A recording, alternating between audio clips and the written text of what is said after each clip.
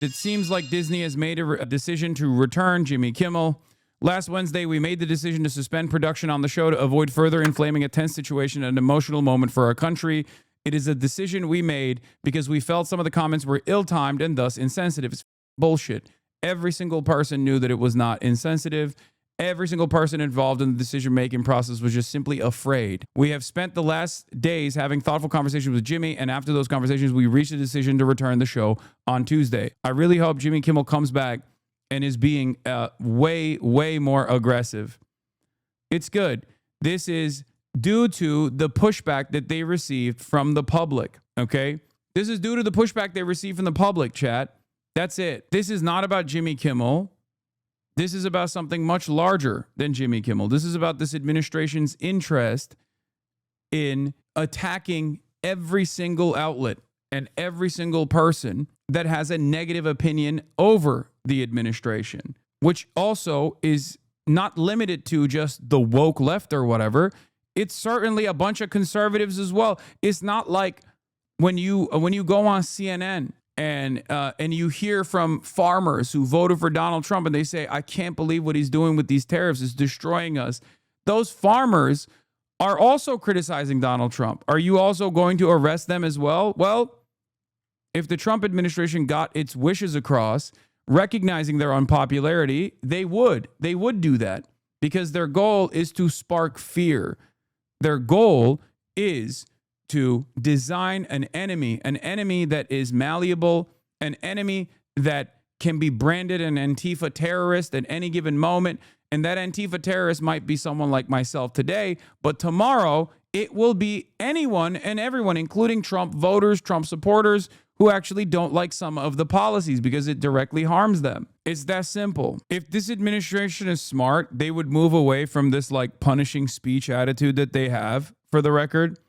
But I suspect that they're not smart. I suspect that they're very stupid. And therefore, I can totally see them doubling down on this and trying to crack the whip by forcing the FCC to take action, by demanding that the FCC take action, which would then, I hope, cause these mega corporations to engage the administration in a legal battle, one that they would win, by the way. All of these incidents cause the administration to recalculate, to reprioritize certain issues, because this creates a new battlefront, both an ideological battlefront and one like a legal battlefront.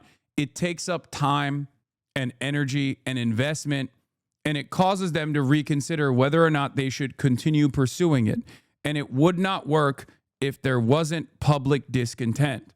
This is why I always stress the importance of continuing to offer pushback. This is why I always tell you, do not be fearful, because this is not a moment of weakness for you. This is when you are strong. If you weren't strong and if your voices weren't loud, then the administration would not choose to silence discontent like this. A strong administration that has a broad popular mandate would not be worrying with these silly things on the sidelines. It's that simple. Does Jimmy Kimmel being brought back matter in the admin story of his cancellation being due to low ratings? It doesn't matter. It's not about low ratings at all. It was bullshit to claim that this was a byproduct of low ratings. Like, if it's low ratings, then there wouldn't. You know what it is? When the administration says, oh, they canceled them because of low ratings, you know what that reminds me of? Socialism fails everywhere it's attempted. Okay. Then why do you intervene? Let it fail on its own. What the do you mean? Right? If this was going to, if Jimmy Kimmel was going to fail on his own, if that is even a calculation for these mega corporations anyway, because I'm not so certain. I think it's more so about prestige that they like continue these sorts of programming. It's not because there's a lot of people watching and a lot of ad dollars that you can farm off of like the real popularity of these shows or whatever. But if that was truly a consideration, that they would do it on their own. You didn't have to actually push the FCC to demand that this person get fired. Otherwise, you're going to take action, unconstitutional action, by the way. That's it. Additionally, Nexstar overplayed their hand here. Yes, companies like ABC rely on local affiliates to carry out their programming, but local stations depend on that quality programming to be relevant. Local news isn't enough to sustain viewership in these small markets Nexstar controls. That too. And yes, Jimmy Kimmel is back. Jimothy Kimmel is returning to air, Disney announces. Let's take a look. On the air tomorrow, ABC says in a statement that we made the decision last week to suspend production to avoid further inflaming a tense situation at an emotional moment. But now, after having thoughtful conversations with Jimmy, the ABC says we reached the decision to return the show on Tuesday. So Kimmel's getting back to work. Wow, Brian, that is significant, especially given that some of the players outside of Disney in a corporate setting, like Nexstar and Sinclair, they essentially have deals that allowed them to preempt his show, and that's part of the reason that it was suspended. Yeah. Do we know how they might react to this? We don't, and that becomes the big question now. Will these local station affiliates choose to air Jimmy Kimmel Live, or will they continue to protest the comedian, even though the network is bringing him back nationwide? ABC does gently chastise Kimmel in this statement. The statement says, quote, "The decision to suspend him, we made it because we felt some of the comments were ill-timed and thus insensitive." So they're very gently saying they disagreed with Kimmel last week, but obviously they're bringing him back as of tomorrow. And we don't know, obviously, all of the considerations that went into this, Brian. But I would say leaders, obviously, at ABC and Disney have had the benefit of a few days of feedback. Yeah, including from Disney employees who were very disturbed, including from Hollywood stars and showrunners, the kind of people Disney wants to work with, and from free speech groups, politicians, even some Republican politicians like Ted Cruz. We know the condemnation of Disney has been widespread. Now, what we don't know yet is what the counter reaction will be from President Trump and his allies. That's a really good point. Brian, please stand by. Terry, your reaction to this news? It's great news. It's great news. And I think you're absolutely right, and Brian is absolutely right. This was a community standing up for the rights of Jimmy Kimmel and all people who speak in public, entertainers and journalists and all of them. And it worked, at least with the head of Disney. And it makes good sense because they would have won in court. One thing that gets lost in this, you do not lose your First Amendment rights because you have a broadcast license. The Supreme Court has been clear on this.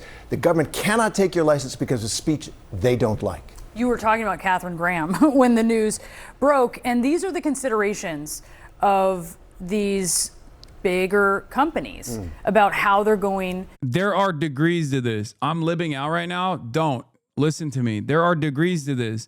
There are still types of speech and different classes of people in the eyes of this administration. Those who this administration consider to be discardable, right? Migrants, for example. This is a major corporation that has the financial power to push back against the administration. And I was very worried, very concerned that this major corporation would actually cave to the administration's demands, no matter how unreasonable or unjust they may be. Okay? It turns out that there is enough pushback from the public that the major corporation decided probably not the best idea to capitulate to the Trump administration's demands. Now, having said that, there are still the attacks against free speech did not start with Jimmy Kimmel.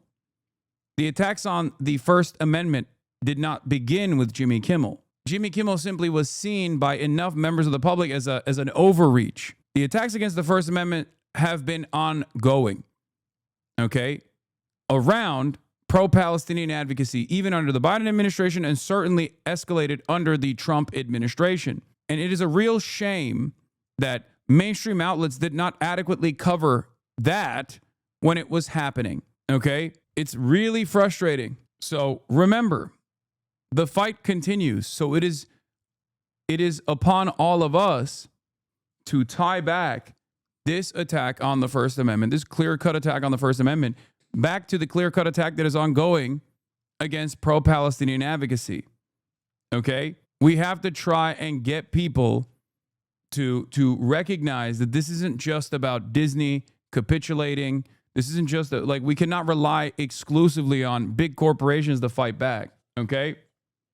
Yeah, we vote with our dollars. People are boycotting Disney and canceling their streaming subscriptions. I know a lot of people did that. Google searches for cancel Disney Plus and cancel Hulu have spiked in the days since the network suspension.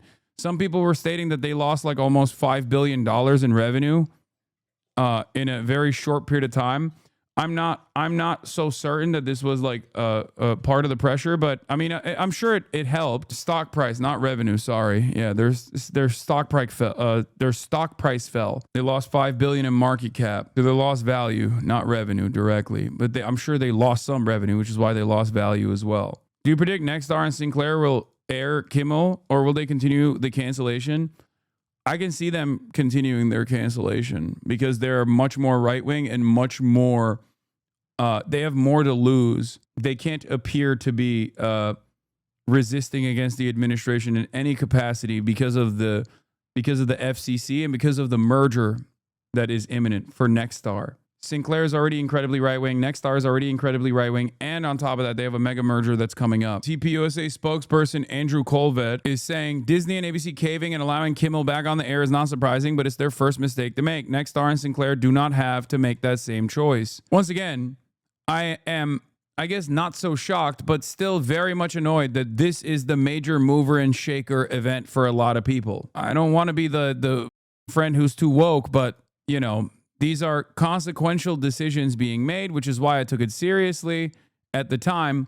But the fight is far larger than Jimmy Kimmel, okay? Goal is to defend the First Amendment. If your goal is to defend free speech, you must understand that this extends far beyond just Jimmy Kimmel losing its time slot. But it's good. It's an eye-opening moment for a lot of people. A lot of people who don't really give a shit about Jimmy Kimmel either, by the way. But they saw, it's not like Jimmy Kimmel had this many loyal fans, myself included. I don't give a shit, right? But the reason why a lot of people got mad, even conservatives, as a matter of fact, got mad. Ted Cruz was like, this is crazy. This is mafia shit. The reason why they were doing that, the reason why they were saying that was because there are still Americans who value the First Amendment. There are still Americans who value freedom of speech. Now, the Trump administration has made a calculation that Americans that value the First Amendment and free speech also are very racist. So they're racist enough to not give a shit when it is eroded at the point of immigration enforcement and it is eroded at the point of pro-Palestinian advocacy, right? And they have been somewhat successful in that endeavor. They have revoked student visas. They have denied visas to people, not on the basis of like being too critical of Israel, but also on the basis of like, you know, being critical of Charlie Kirk even, right? That's a real thing that's taking place. So it is upon us to remind people that this is not like just this is a victory that should galvanize us. And we should use the renewed enthusiasm to continue pushing back against this administration's unfavorable policies that represent a change in the way that we value the First Amendment, that represent an erosion of the freedom of speech. To handle this and how they're going to think about it, they do have the benefit of some history as they do consider these moves. Right. Well, Katharine Graham, when Nixon threatened to take her FCC, the Washington Post's FCC licenses, they had some local stations. It was a main source of income. She published them anyway. She said, forget about it. And that kind of corporate courage is rare, especially in the face of an administration that exceeds by many orders of magnitude any other presidency trying to silence speech it doesn't like. If we still have Brian, I want to go back to him because one of the interesting bits of reporting that we got over the last few days was that Kimmel was actually preparing a monologue that would up the ante against some of the feedback that he got from the Trump administration. I mean, can you imagine, Brian, what might be formulating in terms of a response when he gets back on the air? Right. Kimmel wanted to defend himself. So now Tuesday night's monologue becomes even more interesting.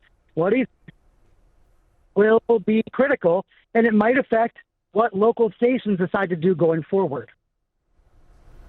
Yeah, certainly will. I want to know what you think, Terry, about just sort of the moment that we are in when it comes to free speech. And I also want to play a moment from the White House press briefing today. This was a correspondent for Turning Point USA Frontline, associated with the group that Charlie Kirk founded, who asked the White House press secretary what her message is to Americans who are too afraid to express their beliefs. Here's a brief part of what Caroline Levitt said. We have a right to free speech in this country. The president supports it. It is protected by our beautiful Constitution. And Americans should not cower in fear. They should rise up in courage to continue speaking the truth.